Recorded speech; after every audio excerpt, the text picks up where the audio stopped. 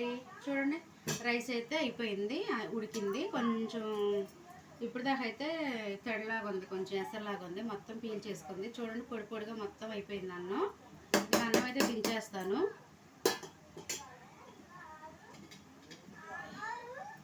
వేడి వేడిగా రైస్ అయితే అయింది.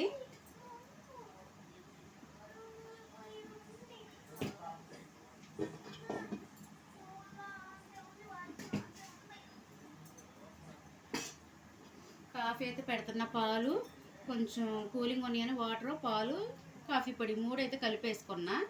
ఇవన్నీ కనిపిస్తుందా? ఇవన్నీ చిన్నగా సిమ్లో పెట్టేసి కాఫీ అయితే మరగబెట్టేయాలి. కాఫీ తాగాలి. తాగుదాం అని చెప్పేసి కాఫీ అయితే పెట్టేసా. కర్రీ అయితే ప్రిపేర్ అయిపోయింది. చూడండి మంచిగా దొండకాయలు అయితే మంచిగా వేగని. నేనైతే ఎక్కువగా మరి డీప్ ఫ్రై లాగా అయితే వేయించనండి.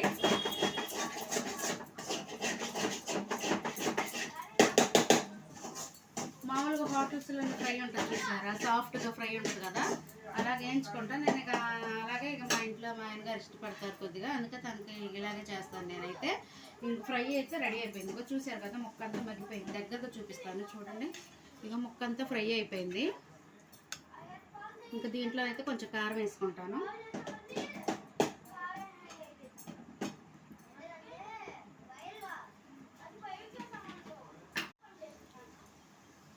కొంచెం కారం, కొంచెం ధనియాల పౌడర్.